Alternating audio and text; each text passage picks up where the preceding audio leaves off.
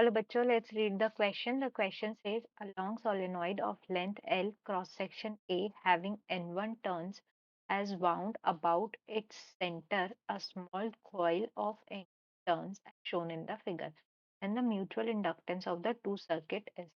इस क्वेश्चन में देखिए हमारे पास एक फिगर दिया हुआ है जिसमें हमारे पास एक लॉन्ग सोलेनॉइड है लेंथ एल का, उसका क्रॉस सेक्शन ए दिया हुआ है और उसमें एन वन टर्न्स है।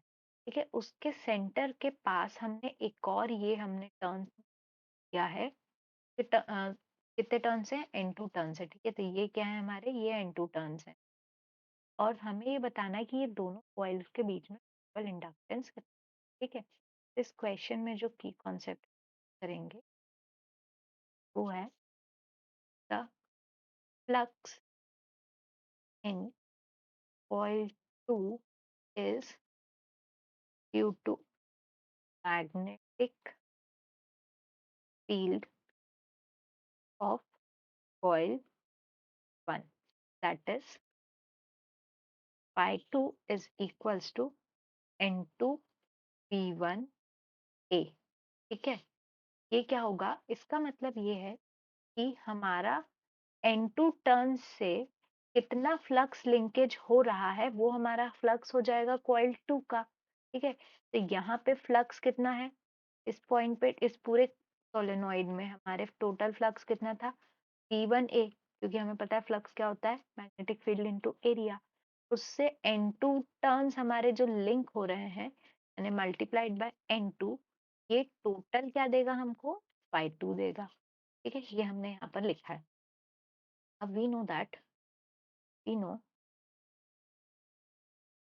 5, हमारा B1 क्या होता है, B1 magnetic field is given by mu naught N1I1 divided by L, since B is equals to mu naught NI by L। ये हमारा मैग्नेटिक फील्ड का फॉर्मूला होता है। इस केस में B1 क्या हो जाएगा, mu naught N1I1 divided by L। इसको अगर हम फाई 2 की वैल्यू में पुट करते हैं तो फाई 2 कैसे, phi 2 is N2 multiplied by mu naught N1I1 divided by L1 times A। ठीक है, ये क्या आ जाएगा हमारा फाई 2। फाई 2 को हम ऐसे भी लिख सकते हैं mu naught N1 N2 A divided by L। L1 नहीं है, L है, क्योंकि हमारा जो सोलेनॉइड का लेंथ है वो L है, टाइम्स I1। ये हो गया हमारा फाई 2। अब हमें पता है flux is equals to flux phi 2 is equals to NI1, where M is mutual inductance।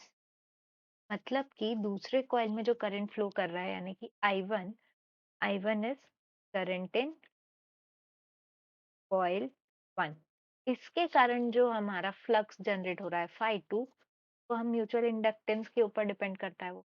यहाँ से हमारा M की वैल्यू क्या आ गई, equals to naught N1 N2 A by L। हमने इन दोनों को कंपेयर किया। ठीक है, ये आ गया हमारा इंडक्टेंस। ठीक है, करेक्ट ऑप्शन क्या होगा, correct option is option C, that is naught A N1 N2 divided by L। Answer is option.